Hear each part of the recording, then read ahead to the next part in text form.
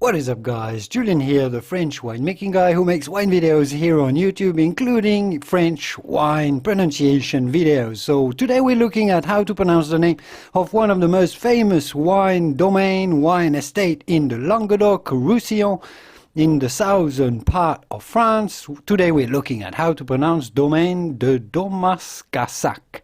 Domaine de Daumas Gassac. So how do you go about pronouncing this? Well, domain, you know about domain, and then do, AU in French coming down to the letter O, do, and then mas. You do pronounce the S at the end of Daumas. Many times the S at the end of words in French is silent. It's not the case here because we're talking about a domain in the south of France where they tend to pronounce S's at the end of words. So Daumas, and then Ga, and Sac.